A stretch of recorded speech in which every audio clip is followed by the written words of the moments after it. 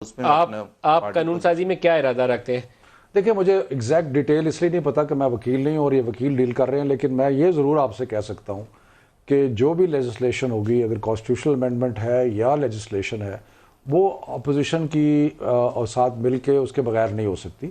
تو اس لیے ہم مل کے اپنا بل لے کے آئیں گے، ان سے مشورہ کریں گے، ان کی رائے بھی لیں گے، نوک پلک جو ہے مل کے درست کریں گے، اس کے بعد اس کو پاس کرائیں گے. اگر یہ نہیں حصہ بننا چاہتے، دونوں آپ کے ساتھی کہہ رہے ہیں آپ سے مشاورت نہیں کریں گے؟ وہ پھر جب وہ پل ہم کراس کریں گے جب وہاں پہنچیں گے. اور کب تک لائیں گے بل؟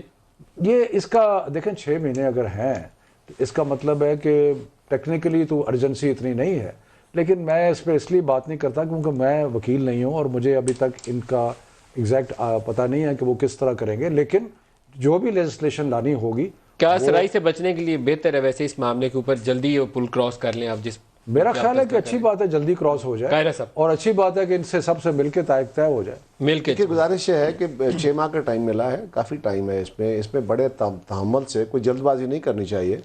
اور گورنمنٹ کا پہلے تو ارادہ سمجھ آئے گا کہ کیا ہے، پھر گورنمنٹ کا وتیرہ سمجھ آئے گا کہ کیا ہے، کہ گورنمنٹ چاہتی بھی ہے کہ نہیں. کیونکہ وزیر اعظم صاحب سے شیخ رشید صاحب اور باقی جو دوست جو اپوزیشن کو گالیاں دے رہے ہیں اور بدنام کر رہے ہیں اور فوج کی دھمکیاں دے رہے ہیں، ان سے تو نہیں لگتا کہ یہ چاہتے ہوں کہ لیجسلیشن ہو.